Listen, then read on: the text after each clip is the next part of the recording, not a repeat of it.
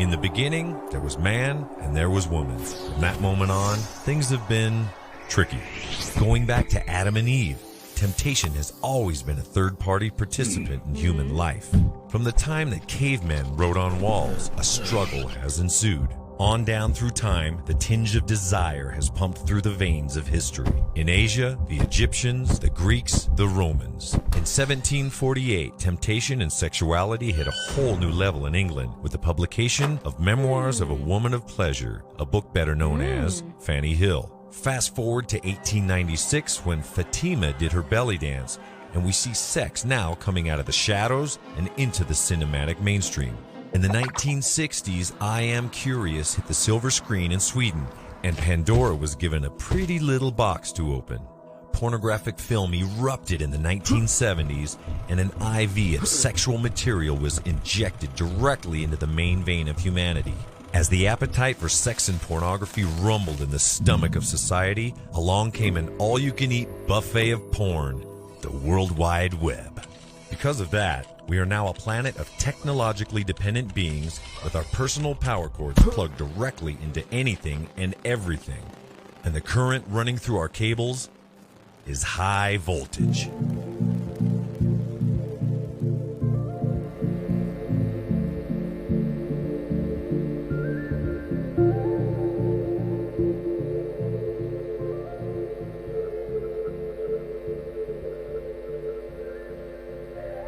We are wired sexual beings.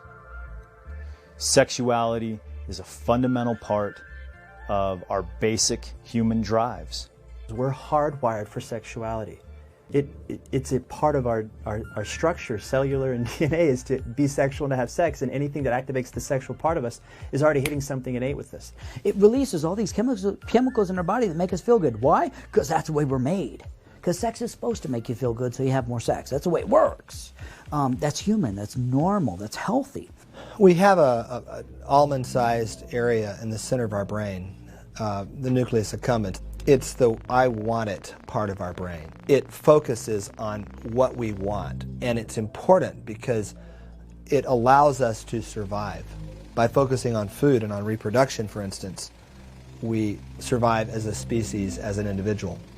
The chemical dopamine is produced in an area called the midbrain, and there are wires that take this dopamine, this chemical, all the way to the nucleus accumbens, to a different part of the brain.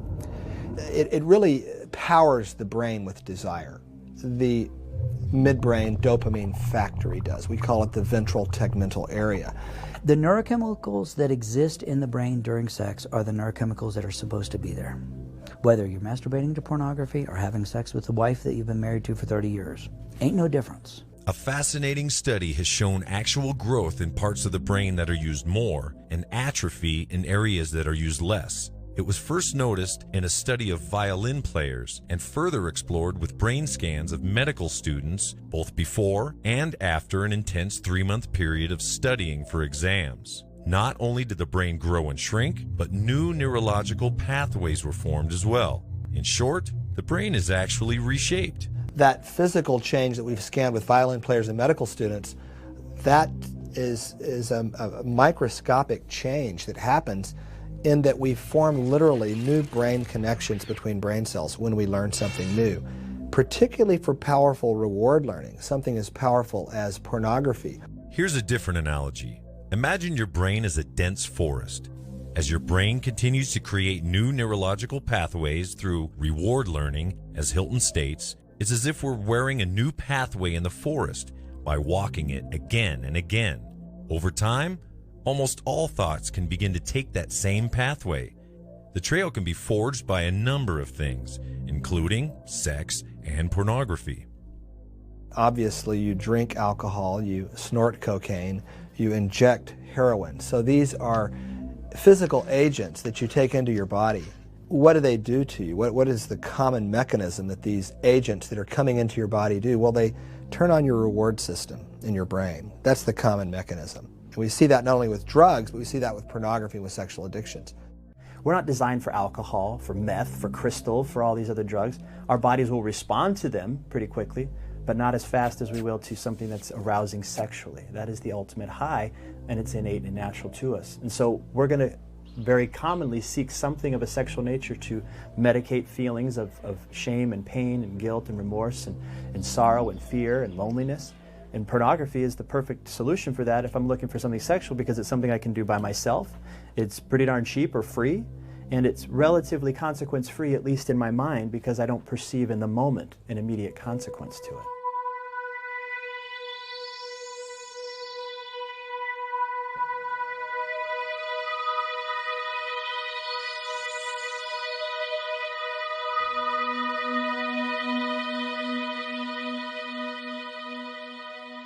Perhaps the trickiest part of taking on a subject like pornography is the most simple part, defining it. Entrapping the true meaning of porn into a simplified group of words is nearly impossible, which is one of the reasons it's remained such an elusive social issue for so long. How does one define it? Trying to define pornography is like trying to describe air sometimes. I mean, the reality is it's going to be a different sensation for a lot of different people. But at the end of the day, from a clinical perspective, when I'm working with clients, they're the ones that can articulate pretty well to me what pornography is. I'm simply just asking them what they're looking at, what they're exposing themselves to. What makes something pornographic versus just sexually explicit or sexually provocative, I think, is also a debate that needs to be had. We are learning so much about sexuality that we never knew before. And we're having our ideas challenged of what we think is normal and what we think is healthy by finding out that there are a lot of people out there who are interested in all kinds of kinky sorts of things. So how do you define something so broad and so subjective? In this case, you look for a common denominator. For the purpose of this documentary, that common denominator is right here, the brain. The spectrum of pornographic material is infinitely wide at this point, but the physiological and neurological responses by individuals seems to be the same, regardless of the content. In short, no matter what a person looks at, the mind and body seem to have a similar reaction across the board. To use a more simple analogy, Bob likes football, Jim likes baseball, and Suzanne likes golf, but they all like sports. Just like everyone's brain releases messages of pain when a person gets hurt, experts agree that it releases chemicals of pleasure when it is aroused, chemicals like delta phos B. There are engines of desire, molecular engines of desire, chemical engines that cause us to want. And when we see something that we've trained our brain to want, we turn those engines on. Delta phos B is a switch that turns on these engines of desire. And we know that delta phos B and other signaling cascade chemicals are very important in building these wires, these brain wires of wanting. So sex looks just like those drugs. Pornography in and of itself is designed to just expedite a sexual experience. It's meant for an instantaneous hit, just like a drug, and it gets us there faster than we're typically designed to go. And so at the end of the day, pornography, in my opinion, is simply those things that are designed to quickly get us to a sexualized state, an erotic moment. And it could be, as I said, from a visual, a verbal, it could be something written, it could be something, anything that's designed to activate those senses, separate from an interaction with somebody you're actually with. Since we've already highlighted that sexuality has been a major component of human nature since the beginning of time, and considering that the U.S. is relatively young compared to the rest of the world, here's how other cultures view pornography and its place in their respective societies.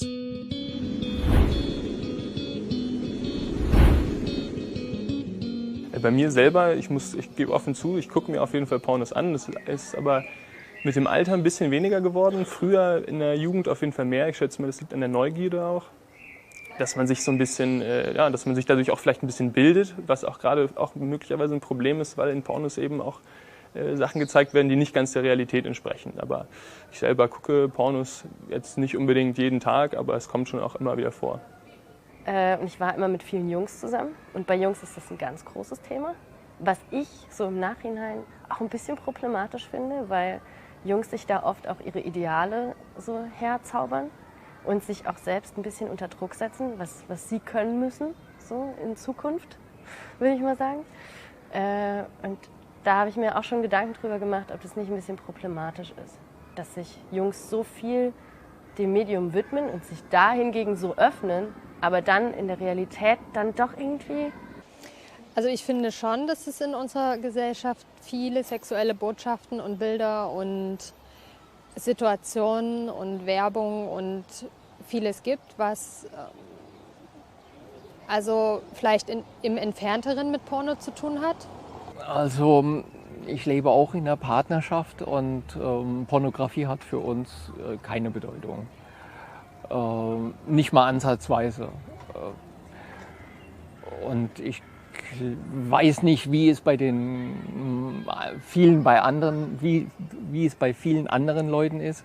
Also ich frage mich halt immer, wieso man diese Form nutzen muss, um mit einem Partner intim zu werden.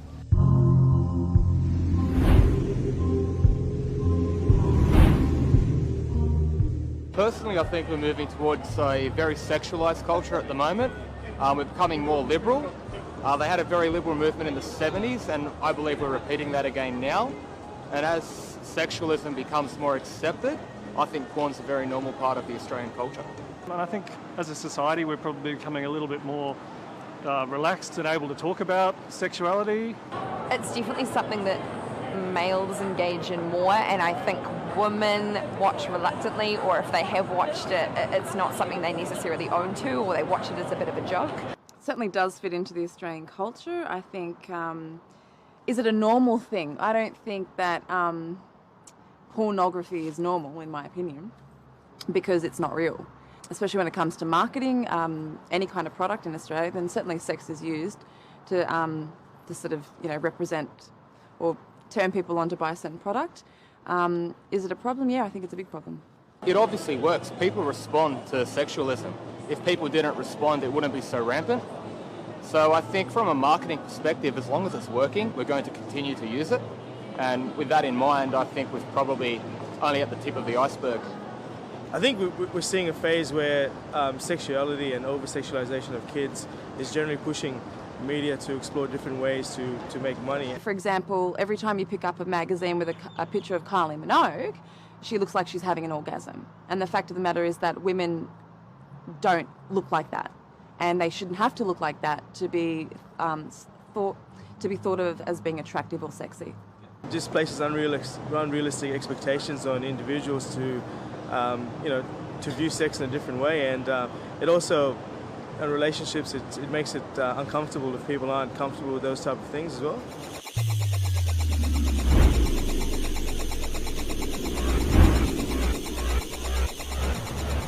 Pornokulutus on suurta, arvioisin. Ja sitten tietysti pornoklubit ja seksimessut. Mutta mä arvioisin, että se on ilmiö.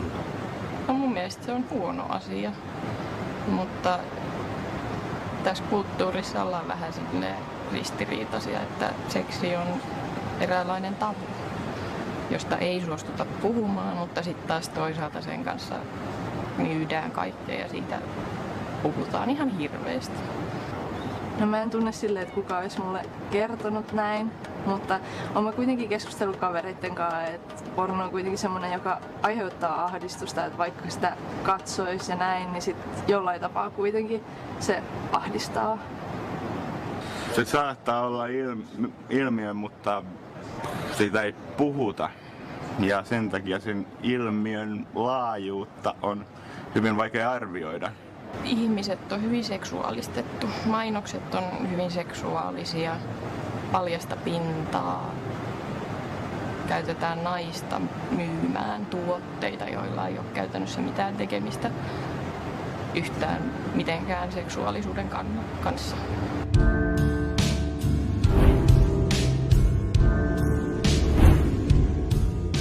But I guess, it's part of what's going on right now. It's very accessible. I think that as many Americans and as many French people, everybody has its addictions, I don't think there are more addicted people to sex in the USA than in France. I think in France we watch pornography and it's okay about that, but I think in the United States you can watch it, but it's a little bit taboo. You know what I mean? There is a paradox between that, because United States are maybe the biggest producer in pornography in the world, but it's very, comment tu dis puritain en anglais? Puritan. But it's very Puritan at the same time. So you can watch it, but you don't say that. In France, I think it's not really something you talk about it. It's a kind of deviance. I don't think it's a natural thing. You shouldn't need it, because you should find the thing you need in your partner. It's still a taboo, even if it's changing now, but we are now, you know, it changed these few years, but now we are in so much big exposure to the body, to the you know, whatever we sell in advertising.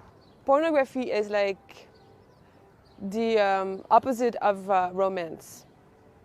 To me, it's like seeing like close-up of a big dick and a vagina and a woman go like that. I'm like, it's not romantic. To me, like, sex goes with feelings, so.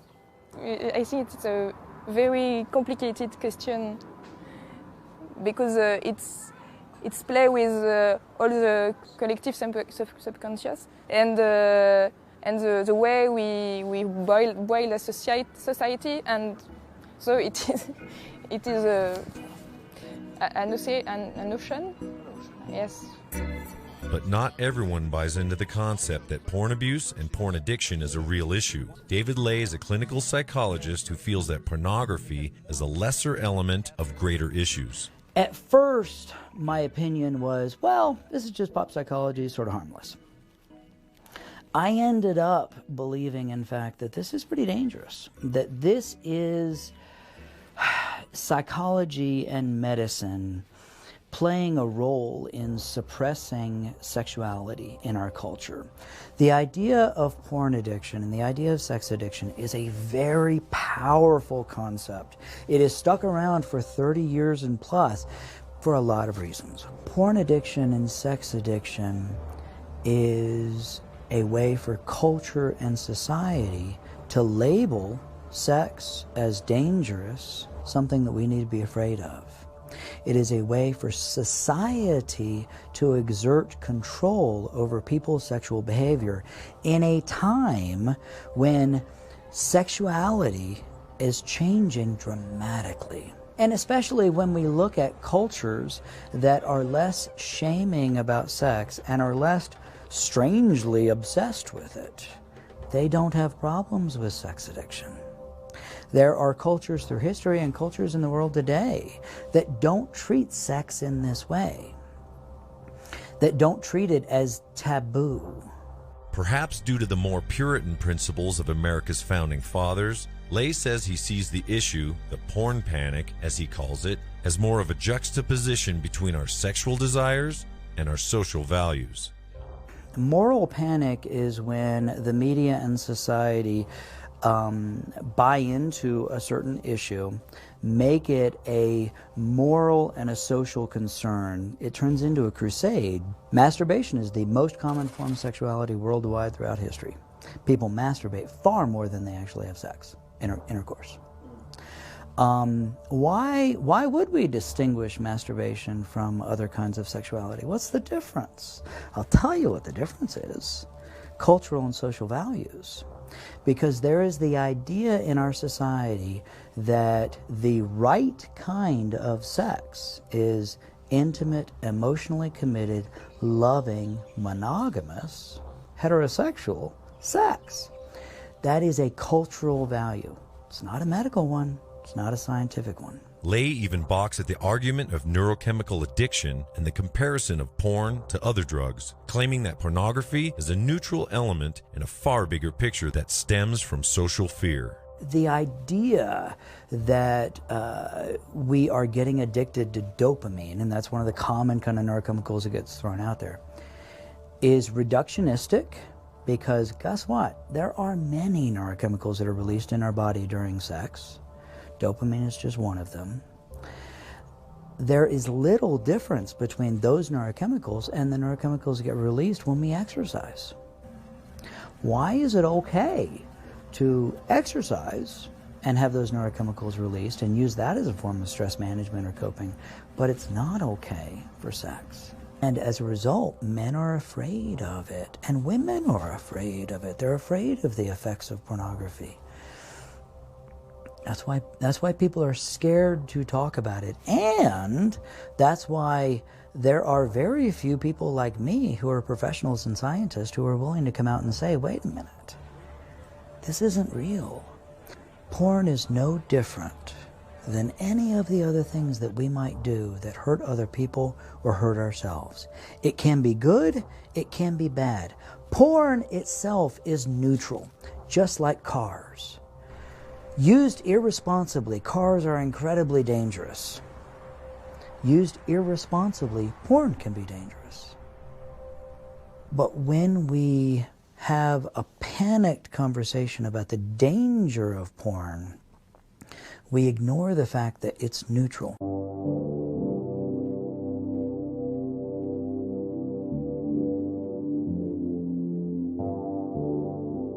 It really is devastating. And when people like David Lake can try to say that it's perhaps even good for kids to broaden their, or adolescents and college-age kids to broaden their perspectives with pornography, it's ludicrous. Is it really just pornography that's to blame, or can a finger be pointed at media, the internet, and modern technology as well? Is pornography really just an ocean fed by millions and millions of media and technological tributaries that slowly trickle through society? We seem to be creating a moral whirlpool for ourselves wherein people become trapped in a cycle of shame. So perhaps it's time we take a look at what's potentially going on here. You can't show bare breasts on network TV, for example. So we exist in this paradoxed world where on one hand, I've got it on my phone at any time, whatever I want. And yet at the same time, what we're fed is this mixed message that it's taboo, that it's to be hidden. And so that paradox of those two dynamics, on the one hand, it's there. On the one hand, we sell it to you. And at the same time, this is dirty stuff. Don't look at it. That screws with our heads. We don't talk openly about sex in a healthy, productive way, but we're more than happy to talk about an innuendo or blast it all over the media. So there's an imbalance there. It's part of the conundrum. I mean, we haven't figured out what we want to grow up and be yet as a society. We're still very adolescent in that way. And unfortunately, pornography, when we mess with sexuality, we're messing with a basic biological drive that's essential to our survival. And to trivialize something as powerful as sexuality, as many are, as some professionals are, as culturally the entertainment industry is irresponsible, and even more so, it's dangerous. The media is a very significant force. I talk to my clients about the importance of having a neural net around them, and this neural net is basically a media filter where they have to determine what is healthy for them, what is unhealthy. And this is a part of what continues to build into that objectification that we have, where we're not seeing people as whole, we're seeing parts and pieces of different moments and snapshots and body parts and so forth. The world is now providing us with the very thing that it's conditioned us for. More and more novelty, more and more intrigue, something more and more extreme. The place where most of that novelty, that intrigue, really began to take root on a large scale in daily life was with the development of the internet. It's no secret that trying to describe how the internet changed humanity for both the better and worse could be, and maybe should be, a documentary in and of itself. But what's more alarming is how the technology of today is advancing at a much faster pace than the internet ever did. And its accessibility creates an anonymity that is both dangerous and damaging. Our ignorance around technology, our willingness to incorporate things into our lives without being informed and educated, that's the adversary. Että ylipäätään se teknologia voi saada aikaan sen, että ihmisten välillä on vähemmän intiimiyttä, ja se on ehkä myös tässä pornografiassa. You guys will talk about sitting in the car viewing pornography on their phone as they're driving down the highway. You know, when they pull up in the driveway, the first thing they do is they hit their history and erase it. And so there was no financial cost.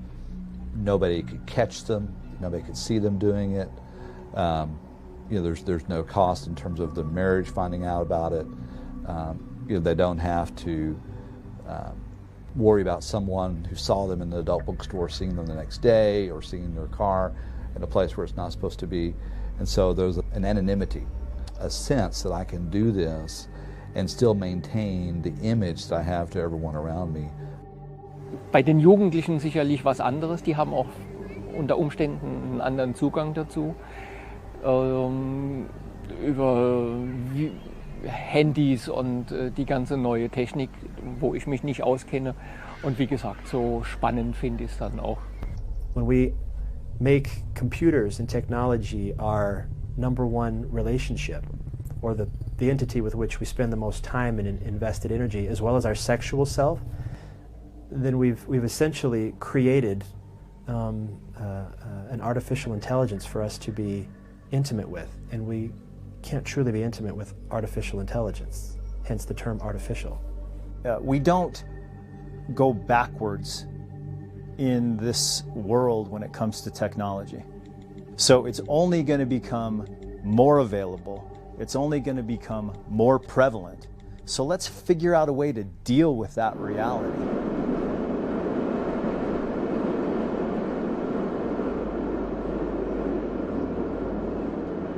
Now that the picture starts to become more clear about the accessibility of porn in modern culture, it's time to zoom out and look at the new set of dangers associated with that. Part of the hope for this film is to illustrate the obvious progression that porn and its ease of access is creating. So far, we've learned how pornography affects the brain, and we know that it's now available to just about anyone old enough to hold a smartphone. Admit it or not, our children are potentially exposed to massive amounts of pornography on a daily basis by the tap of a finger. It's very common now to hear stories of men experiencing pornography as young as 5, 6 years old. We wouldn't let people learn to shoot handguns by watching Bruce Willis movies. And if they did, we wouldn't be surprised if somebody got hurt. We shouldn't be surprised that kids are making bad choices if they're learning about sex from pornography. But that is on us. It's like you said, it's a social issue that we've got to have a conversation about. Before my generation, my parents, were talking about finding Uncle Joe's Playboy, you know, over in the corner somewhere. That's not the case anymore. Print pornography is kind of going the way of the dodo. Youth aren't really interested in that. And what they're looking at online, they're not even really interpreting as pornography. They're just looking at it as something that's like a video game or anything else that's entertaining. That in and of itself is a danger because they're not having an age-appropriate sexual experience drawn out over a natural developmental period. It's all crammed into a time when their brain isn't even designed to handle the normal, natural range of sexuality, let alone the bizarre and the extreme that the world is now offering them. It's interesting, most of these scenes, and Anna Bridges' paper, which did show that up to 90% of porn scenes do show aggression towards women, also specified in these scenes that they all show withdrawal and ejaculation on the female's body, frequently in her face. So Bill Margold, the pornography star, interestingly said that, "I believe the most violent we can get is ejaculation to the face." He said, "We want to inundate the world with orgasms to the face." So all these young adolescents you're referring to are resonating with Bill Margold. He's their new teacher.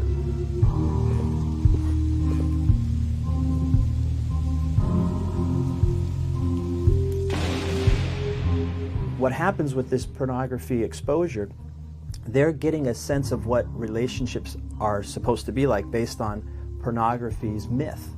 And when we're looking at what pornography offers, it's talking and showing instantaneous gratification. There's very little, if any, foreplay. There's very little, if any, romance or courtship in the sense of taking somebody on a date and getting to know the family and getting to know each other's likes and so forth. We're talking about somebody knocks on the door and within 30 seconds we're completely naked and going at it. And so that's not the normed courtship patterns for humans. It never has been, and it's not something that sustains intimacy. In fact, it It deprives intimacy. When you are a teenager, you come into sexuality, but you don't know anything about it because nobody talk about it. Nobody give any transmission about it. So you are like, what I have to do? Am I allowed to do it? Should I not do it? When is it the good time? Is it the good person? Am I ready to do it? Should kids be learning about sex from pornography? Fuck no. But if they are, why?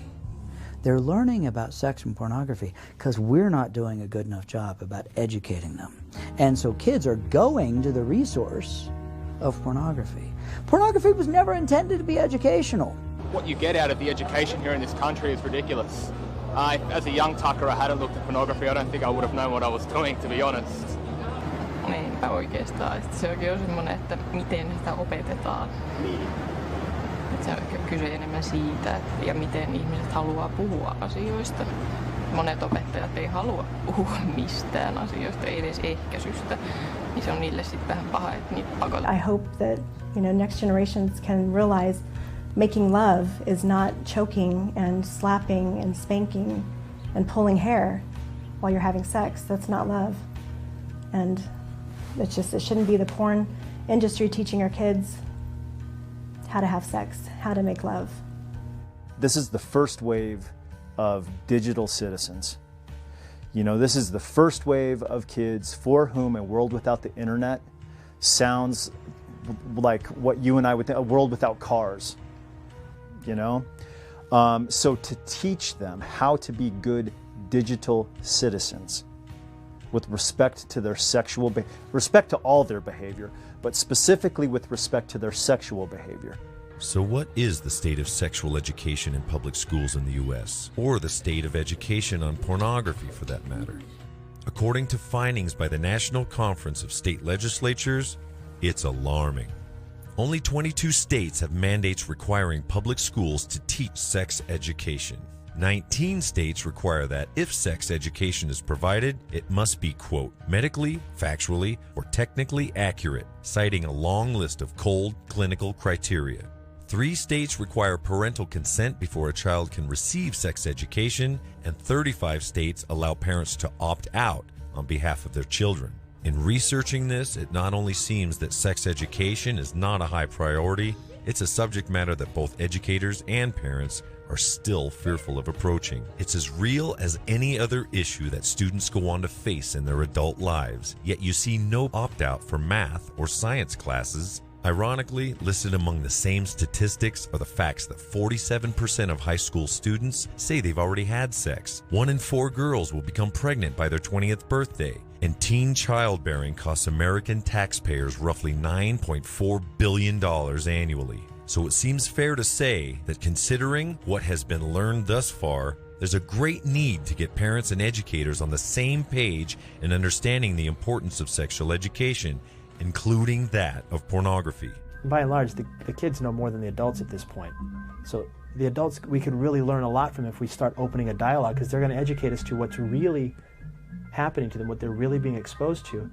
And then we can give them at least a paternal or maternal or a mentor's perspective around what that might do for them, positive and negative. And thus, you see the linear nature of the issue. With technology offering high exposure to porn and a limited amount of education in public schools, young people then take the issue into their college years. Here are some students from Arizona State University. No, it's everyone's normal part of life. Literally every single person. I don't know anyone who doesn't watch it at all. I know a lot of guys do it, and even girls too, but I feel like guys do it more than girls. The norm with guys my age, probably just hooking up at random parties with people that don't care about you. It has nothing to do with love or being intimate with each other or actually caring about each other. It's just about the act. So I guess people portray what they see, what they grow up with. And again, watching television and just seeing the ratio of love versus violence. It influences little kids or teenagers or young people. Oh, girls aren't worth this much. They're only worth, I'm gonna hit it for a one-night stand and then leave. And then I'll just meet another girl. girls take it more seriously than guys, because girls get more attached to a man after intercourse, while a guy can just like hit it and quit it and it's good and done. So maybe women turn to that because it's just an easier route and they don't feel disrespect. Historically and traditionally it is an emotional bond, but what we're seeing is that's also shifting. You're seeing women more and more becoming more carnal, if you want to say, or there's a physical appetite there that they're looking to feed. I don't know if it's an increase in women actually being affected by it, or the fact that more and more of them are willing to come in and get treatment.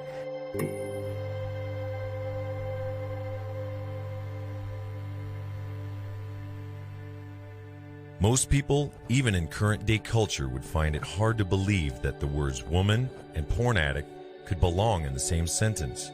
The fact of the matter is that research now shows that an estimated 1 out of every 3 pornography addicts is a woman. And we're not talking about emotional pornography that you might find in a sappy romance novel, but full-on, hardcore porn. So the first time I remember pulling it up and seeing some clips, it was just this overwhelming rush. I mean, it was a rush that I had never felt before. It was like, I'm in a world right now that this is really scary, and I should not be here, but I can't step out of it. It was just, I'll just never forget. It was like a cold rush, almost like ice going through my veins. This woman, who we'll call Jane, was very open about her attachment to pornography and the deep, dark, cold waters of addiction that she fell into from the very first time she saw it. The minute I woke up, I had a laptop, and it was the first thing I did before I got out of bed, and the last thing before I went to sleep. It got to the point of sometimes 6 times a day. And then there would be days that it would just be playing over and over in my mind. And at work, I couldn't focus on work until I just took care of things, to get it out of my mind. And it took over. It took over my mind. And just my thought processes, it altered me. It's taken away some innocence from me that I can't get back. And even now, I'll find myself slipping into some behaviors in the bedroom that I know where they're coming from. It wasn't just satisfying enough to watch a male and a female anymore, that my level of addiction had gotten to a place where I needed to watch darker things. And that's really what started to scare me, because it wasn't just, watching the porn, it was watching things that were darker and darker. For Jane, as that addiction got darker and darker, as she says, it also cost her several relationships. Therein lies a sample of the trend that is growing more and more among society. As people become increasingly attached to the bonds formed through pornography, they become equally detached from the authenticity of a real connection with another human being. That, in turn, gets brought into future relationships, typically with bad results. The most powerful bonding experience that we have physiologically is the bonding of the sexual relationship. And so where a person has bonded or connected their arousal with pornography for so long, they can no longer become sexually aroused without the use of pornography. Many of the people that are looking at pornography, they'll spend most of their time looking for that ideal person. And once they find them, that person's no longer ideal anymore. There's got to be somebody else, so they continue the search. But mostly for them, it's about mimicking behavior. It's about, oh, okay, that's how I'm supposed to do it. That's what I look like when I'm masculine, okay? For women, they look at that, and the sexual behavior takes a back seat to the physical appearance of the woman and the pressure that puts on them. Sadly, thus begins the breakdown of intimacy and the ability to connect with each other as human beings. The single men that I work with, it's ironic how many of them are not able to have any kind of relationship because of the pornography. They will never find anybody that is exactly the person that they want because of what they've been looking at, in their pornography. The intimacy requires, obviously, that vulnerability, but it's that intimacy that builds a sense of connection, builds a sense of humanity, builds a sense of compassion, builds a sense of humility, of tenderness, that exists between a man and a woman. When you're looking at sexual behavior that's aggressive, you are depersonalizing the other person. or objectifying the other person, if you want to look at it in that language. I've made this person an object of sexual release, an object of sexual pleasure. The danger in that is that we lose the ability to connect. We lose the ability to truly empathize with another person. There's this self-regulation that we have individually that also impacts our relationships. And we lose that ability to self-regulate, not just internally, which is a tremendous damage, but we also lose that ability to self-regulate socially. It's not destructive, but it's not constructive, because you're just thinking about you and your own pleasure, as I said. And I think if you do that, and if your partner do that, it's not great for the couple.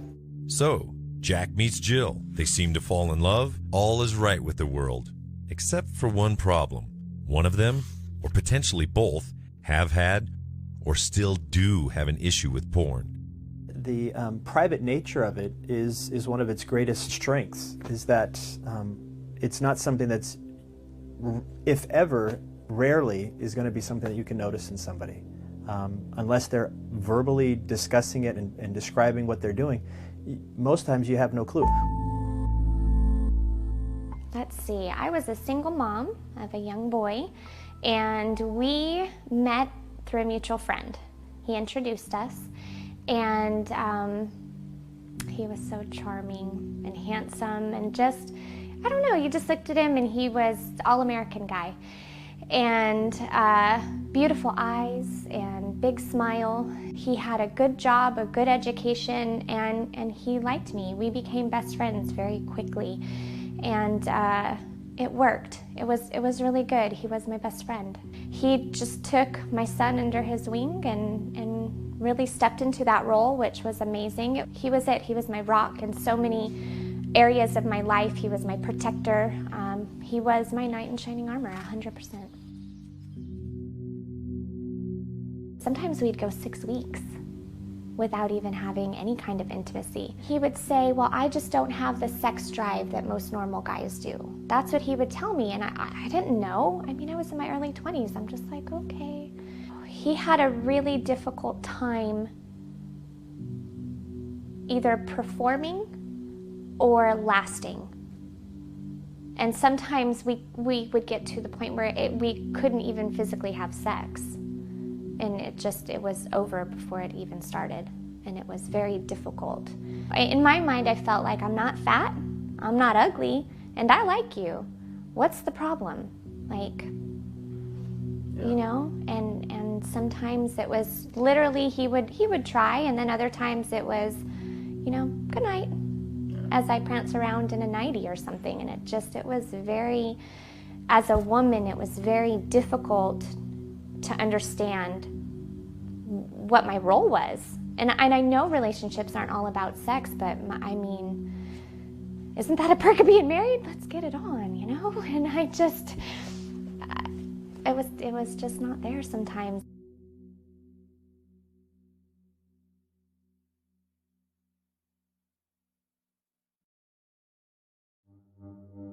My little sister and I, she was like 11 at the time, we were on LimeWire trying to find some music, and it popped up in the history. Some really just bad stuff. And my sister was like, what in the world is that? I was like, oh, don't look at that, you know? I mean, she's 11. And I flipped out, and, you know, he lied about it. He blamed it on his brother, and I banned his brother from the house. I said, he's never allowed to come back here. Why would he do that in our house? And I was very hurt. I was extremely hurt, and I confronted him about it, and I said, I just don't understand. Like, you sleep next to me every night, and you don't want to have sex with me, but I'll find pictures of naked women, so you must have a sex drive, you must want to have sex or something. Like, I don't understand. Just come down the hall, you know, and lay down next to me, and we can have that relationship. And that was the first time, and it was scary to me, I guess. I didn't understand. And it's probably in college. I started college right around the birth of the internet, as when it started to get big, And you know, I found myself, I had a single room that I lived in, and found myself alone in my room more and more often. And at that point, you know, I just figured it was something everybody did, but I think I noticed I was doing it more. But at that point, I didn't realize it was a problem. I figured everybody, you know, all the college kids do this. The magnitude of it, I don't think hit me until later on when I was married. There were multiple times in my marriage where she caught me on the internet or whatever, and at that point I started saying, oh, okay, well, I'm sorry, I won't do it anymore. And that happened a couple more times. And at that point, you're just like, I thought to myself, well, I'm starting to hide, you know, I feel like I'm hiding this. It can't be right. It's a compulsion. It's like any other addiction. Like I said, when I was young, it was something that made me feel good. It was somewhere I could run to for protection, almost. It became a cure for boredom, for loneliness, for anger, for sadness, for anything. And when I've done something that long, it's just something I go back to. It absolutely made me feel like something was wrong with me. It made me feel unsexy, unlovable. I felt like there had to be something wrong with me. It all boiled down to that. There was something wrong with me. I was at the time, I think I weighed 98 pounds. You know, I couldn't be skinny enough. I couldn't be pretty enough. I think it was more for me that it was, you know, the act of intimacy and sex took a whole lot of effort. And for me, at that point, it was so much easier to look at pornography. You know, everything could be, you know, there wasn't, I didn't have to please the other person involved. Sadly, you know, it just seemed like it was easier to do that.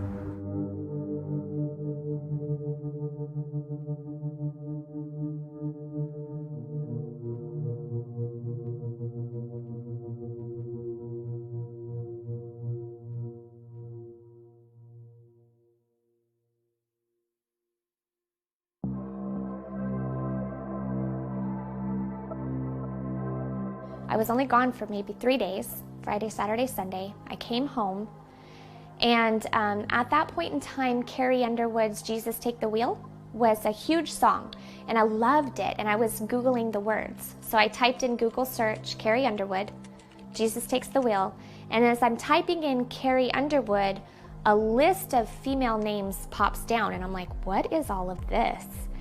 And my heart starts, you know, going, because I've been kind of down this road before, and we were in such a good place that I was like, there's no way that we're going through this right now. And I started clicking on all the names, and you know how your search history is with Google, and even back then, the page would pop up and the links that you go to are already purple, and the ones that you haven't gone to are blue. And it's, you know, Jenny XXX or whatever, and I'm like, what in the hell is all of this? So of course I'm completely nosy, and I start clicking on everything, and I'm just looking at all of these things, and then I'm furious. Heart's pounding. I'm a mess. And I start taking Post-it notes, and I write down every single female name that I saw that he clicked on. And I just put them all over the desk, all over the screen, everywhere. And at some point in time, you know, he had come back in, and he said something to me, and all I said was, why don't you ask all your girlfriends? And he's like, oh. And I'm like, what the hell are you doing while I'm gone? I'm gone for 3 days. Are you kidding me? I think it really didn't hit me until there's one point in my marriage when she confronted me about it, and I kind of came clean. And it's like, I feel like it's me, but in my head it doesn't make sense. It doesn't make sense. How is it me? And what is wrong with you? Why don't you like real women? And I think I even said that to him at some point, like, what is wrong with you? And he stopped, and we're standing, you know, in our office, and he said, I think I'm addicted to porn. And I sat on the floor in my office, and I bawled. because I didn't know what that meant. What does that mean? I know what it means to be addicted to alcohol. I know what it means to be addicted to drugs. What do you mean you're addicted to porn? What does that mean? I feel cheated on 1,000,000 times over by 100 different girls. I feel inadequate. I feel like I don't know what to do. I gave him many ultimatums. Me or porn, your family or porn. And every time, I mean, he truly, truly believed it. And I wanted to believe it when he would say, I choose you. I choose my family. I don't want to look at porn. I want to be with you. I want to get better. And he would cry and I would cry and it never lasted. He was always sucked back in. My knight in shining armor was a porn addict. How do you pick up the pieces from that? How do you go on with your life when you've given yourself and your son and your everything to this person and they can't stop looking at it? He has these eyes that are crystal blue, and I used to love his eyes. And I got to a point where I would look at his eyes and I wanted to stab him in his eyes. I wanted to poke him because I knew what he would look at all day. And his hands, you know, when you look at Nathan, he's so all-American and handsome, and you would never think, you know, when you think of just an addict in general, you think of dirty and you don't bathe and you're kind of gross. He was a stand-up, just handsome man. And his hands, I would look at his hands and I would cringe when he'd touch me. And I want to cut his hands off because I knew what he was doing with his hands all day. Just being denied by the man that you love and want, and over and over and over again, and it just, there's a point where you just can't move on anymore.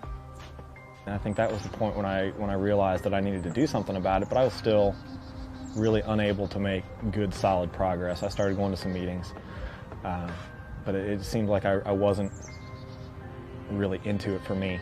I didn't really want to make the change. I just wanted to save my marriage. Right. And I didn't really get it until it was too late. I would say that the victims here were me and my children and my marriage.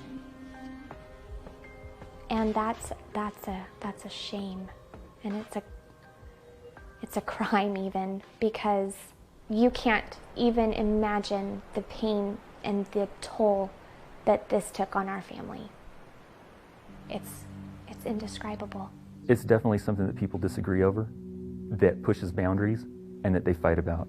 I think it causes jealousy, I think it causes insecurity, and I think it contributes to the overall situation that's going to lead to the divorce.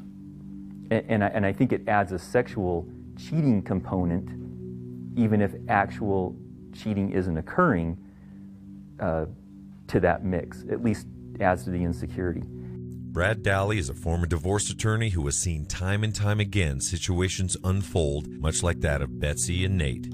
He points out that there's another victim here that really has no control over the situation. Well, I mean, who's the real victim in any divorce? If there's children, who pays? You know, I mean, the kids are always ones that lose. I think the parents lose too, but the kids always lose more.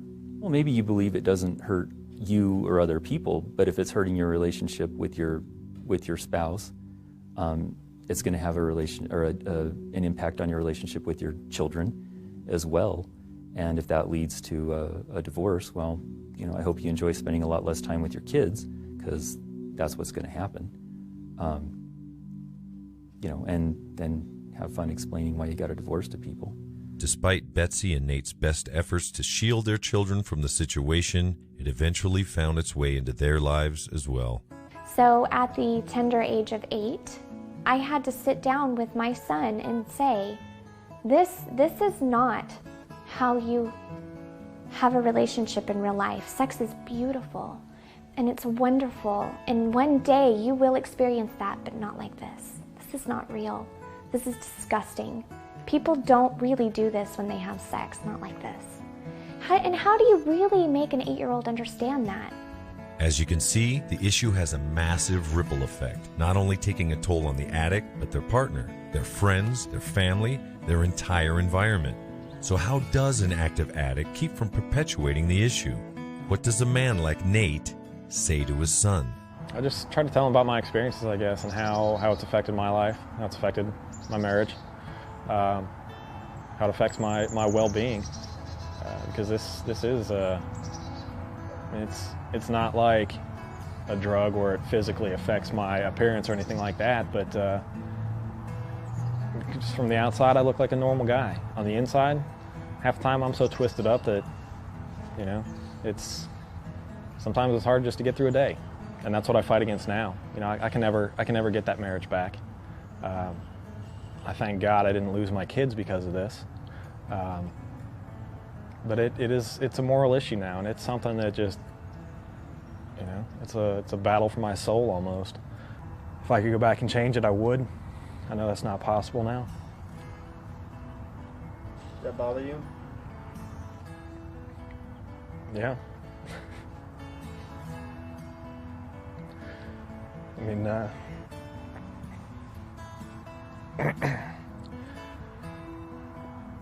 she never asked to be in a relationship like that.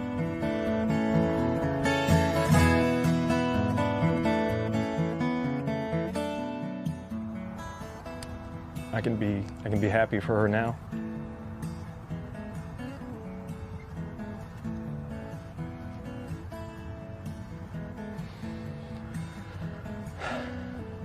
You know, that's be happy for her now that she's remarried and she's happy. And you know, there are things that people say they never wish on their worst enemy, and this is it.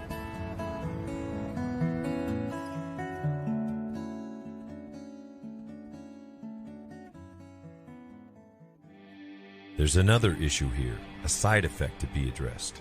Aside from the pain that can be felt through this synthetic infidelity, if you will, is the impact it has on a partner, more commonly the woman, when they find themselves competing with and comparing themselves to pornography. When a person finds themselves trying to outdo a world of options, sometimes the only option is to give up. What pornography does is say that the only thing that is valued is youth and beauty, and the view of beauty is basically what Hollywood has been selling, that they've got to be a certain age, certain body type, certain shape, and yeah, that's very degrading to wives to see, you know, their husband is not satisfied with her, which is the way she sees it. But when you look at women and how they're, in one of the ways they're negatively impacted by porn, all right, it has to do with the image of the women that they see on film and the quote-unquote perfection of their body, the way that the stereotypical portrayal of what beauty looks like, absent the sexual behavior. The sexual behavior for many of the women is irrelevant to what does that woman look like, and do I need to now live up to that? Because when you're with a man that you know has been watching porn, you think he's looking at you because you don't look like them, that, you know, that your body isn't great, you know, that you can't do it for him. Women just obsess about that, and you get to a point where you just almost want to give up. You know, you feel like I can never compete with that, so why even try? So a lot of my friends have those issues. They lose their self-esteem, they lose their identity, they feel less than. I think that men need to understand that not every girl is going to do what the girls in the clips do, and to put that kind of demand on a female is really unfair, you know. So I think women just need to be able to say, I'm not going to do that. I remember thinking these women are beautiful, and I am not like that. And he could have a new girl in the click of a button, and I'm just me. But I love you, and I don't understand why I'm not good enough. I am a real woman with stretch marks and a saggy butt. What more do you want from me? I'm not fat, I'm not ugly, I do love you, I'm not perfect, but I cannot compete with that no matter what I do. I can't. My perception of myself changed so drastically. I still struggle with some of the residual from that. And I don't feel like I had the, men are supposed to be nurturing to their wives and make them feel beautiful and all of those things, and I didn't feel any of that. They want to know that there is a man that they desire, that they respect, that looks at them and treats them differently than any other woman in the world. That there is something special or unique about who they are that can somehow touch this man the way no other woman does. Okay. So women who have that need, women who have that desire, in a world where pornography is the norm, are totally hopeless to feel special in a real relationship. Here's an interesting thought. It takes alcohol less than 24 hours to leave your system. Cocaine takes about 2 to 4 days. But pornography can never be purged from the mind. Essentially, the person's carrying around their drug. So memories of previous viewings, of previous images can be replayed anytime. And so a person that's not in recovery will replay those images. And that will trigger an intense desire to revisit and to escalate with time.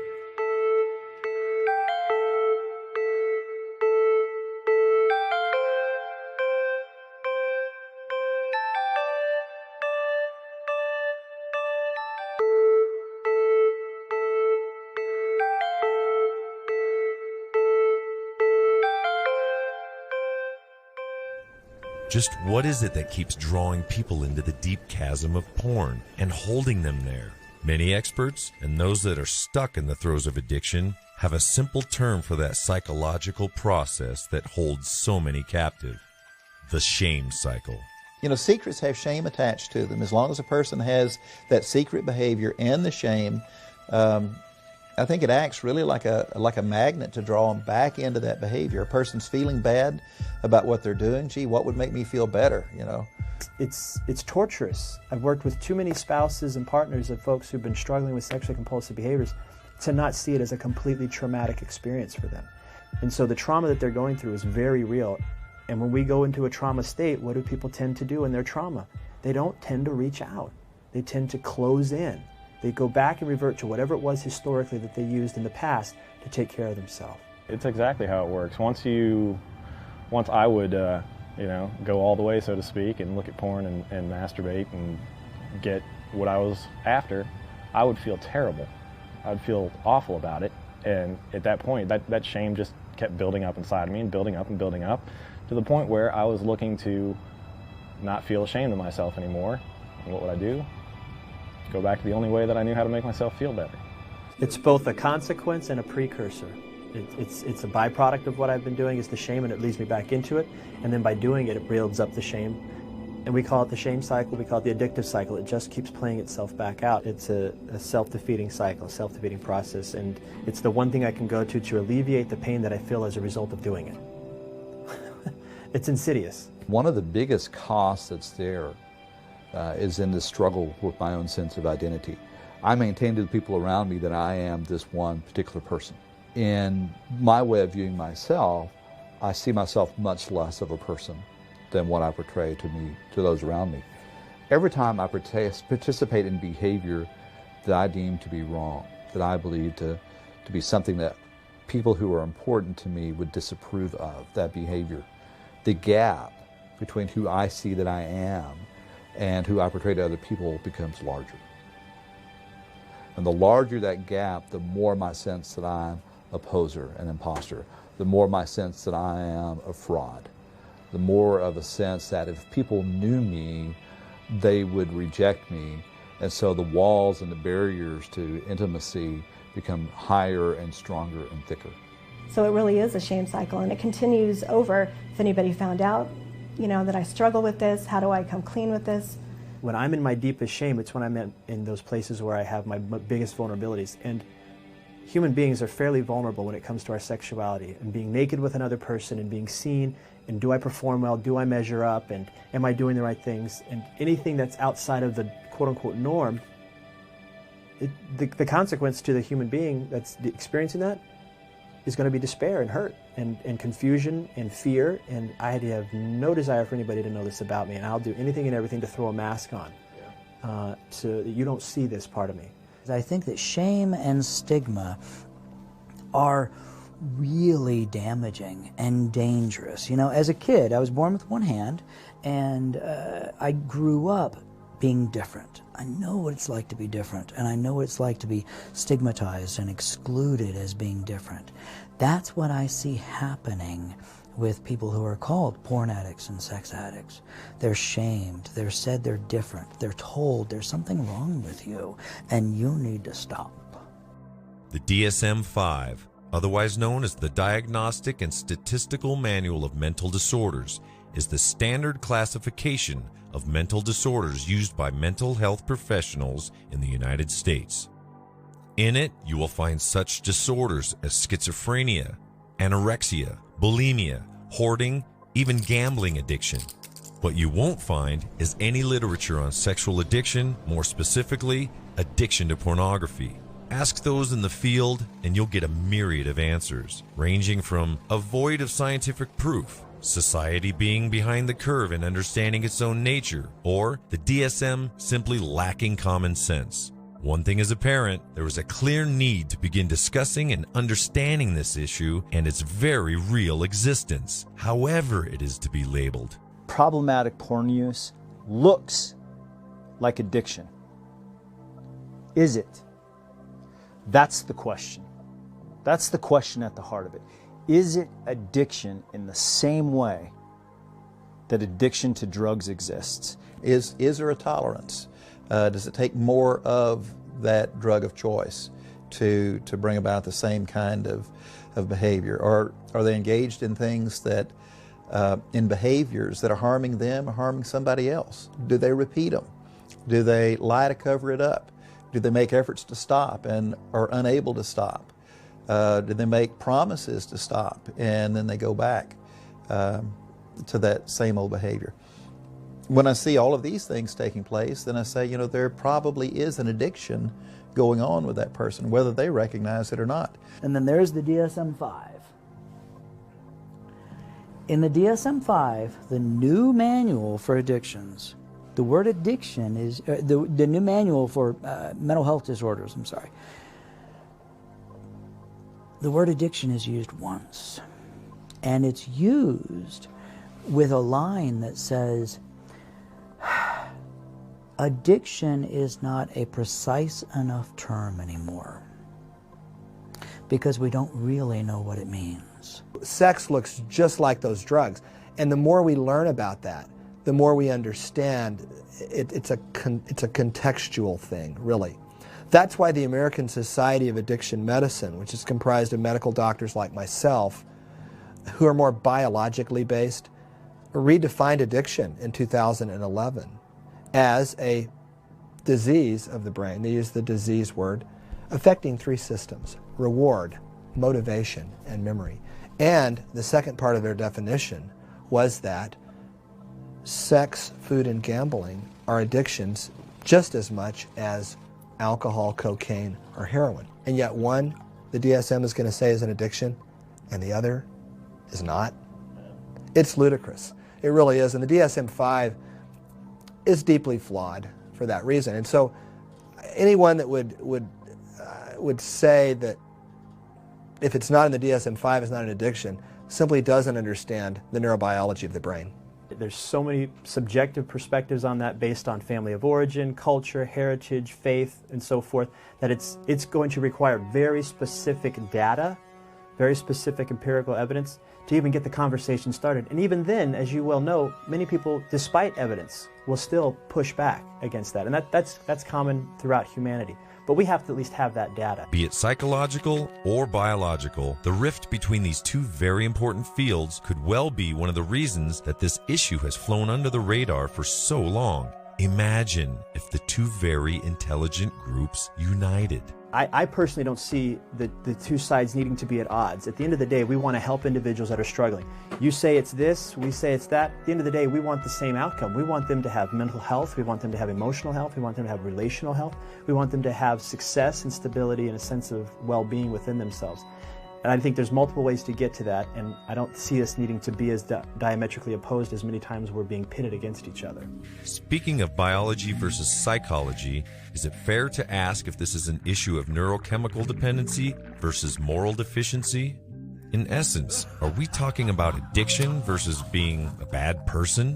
When you talk about addiction of any kind, the thing that's the most difficult for people to relate to is the loss of control. That people who can't relate personally look at somebody who's in the grips of addiction and say, how could you choose XYZ over your family? How could you choose drugs over your kids? How could you choose porn over your wife? That's very hard for the average person to relate to.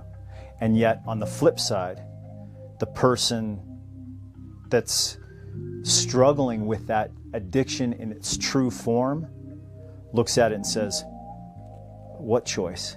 When I found something in it that was so repulsive to me, but yet it was such a dark place to kind of hide out, and I don't know, for me it got me and it would not let go of me, and it was the most shameful thing that I've ever had to deal with.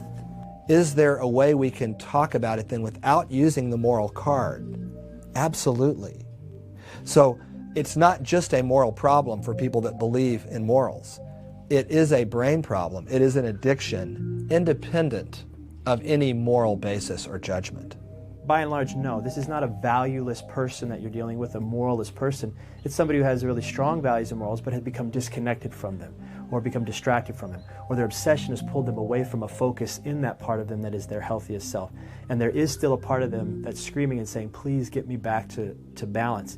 But I don't know how to get there without doing the thing that I know to do now that feels like balance and normal. The person who's spending his time with pornography, if it's approached as a moral problem, then the response is for him to feel shame, and if somebody will just preach to him enough and really make him understand how bad he is, maybe he'll stop. No, he doesn't stop. Shame ends up being a very powerful trigger. Then a very powerful thing that propels the addiction. Whatever your perspective may be, we cannot just pretend that this pornography issue doesn't exist. It has very real, very apparent potential to infiltrate individuals, relationships, families, and break down the very nature of community as it's meant to be. We are sexual beings. We always have been, and always will be. It's how we begin to handle that sexuality now, or at least try to understand it, that will have great impact on the future. As we lose the ability to be intimate, what we can predict is a generation of children that have this inability to self-regulate themselves emotionally, an inability to form satisfactory, close human relationships. We'll then pass that on to their children. We'll pass that on to their children. When we say something is an addiction, the answer is real easy. Stop doing it. The answer here is not so simple. These are complex issues that involve marriages, involve sexual values, involve men and women, involve masculinity and femininity, involve education, involve culture and society, involve sexually transmitted diseases, involve libido and all kinds of things. If your film can generate that kind of conversation, I think it's healthy. I think that's the ultimate goal, and that's my ultimate goal. Because calling it addiction stops the conversation. We've walked on the moon. We can perform intricate surgeries. We can write beautiful sonnets. We can compose music. We can do all of these marvelous things. We can love our children, our spouse, experience these powerful, deep human emotions. And then we cheapen it by commoditizing human beings. We're better than that. We're much better than that. Sexuality has a much higher purpose in humans than that. The unfortunate thing is that pornography is ruining and destroying many families and many individuals. Black and white thinking when it comes to pornography is just not a luxury that we can indulge ourselves in. That's a scary thing to think about when you talk about how does this impact the formation of coupleships and family establishment, and then the values that we carry forth of, do we see ourselves as a communal being, or do we see ourselves as individuals in isolation? Be careful with pornography. Don't treat it like it's a benign thing, because it's not. And when people perceive an actual partner in real life as bad porn, then we've really taken a real critical shift for the worse, in my opinion. The idea of porn addiction and sex addiction is about a moral conflict within the person and within society. I think it is really important that we help people have that conversation. And that is precisely the sole purpose of this film, to initiate conversation. It is not to indict, to accuse, or to demonize. It is to shine a light into a darkness that looms over us as a human race. Some may contend that pornography is a neutral element that is harmless unless used irresponsibly. To the contrary, as we've shown, it is shackling our children to a powerful, preconceived notion of false intimacy. It is teaching them a lie. It is belittling spouses, emasculating men, and destroying the beautiful essence of women. It can no longer be the erotic elephant in the room that we hide behind the closed doors of our homes and offices. It can no longer be the educator of our youth. Is it the fear of social disgrace that keeps us from permitting each other to be free of its bondage? Like it or not, admit it or not, it is here and it is harmful.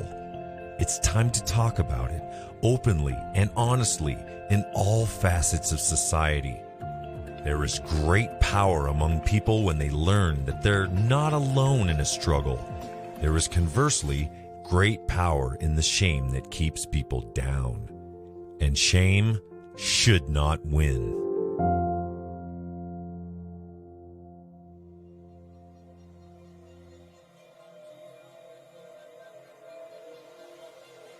A man named Tinbergen in 1973 won the Nobel Prize for describing what he termed a supranormal stimulus. In other words, a stimulus that an animal encounters that's above the natural stimulus they would encounter in nature.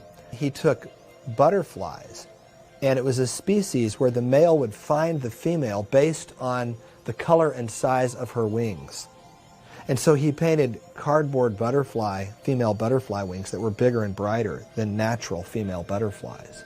And lo and behold, the males would ignore the female butterflies.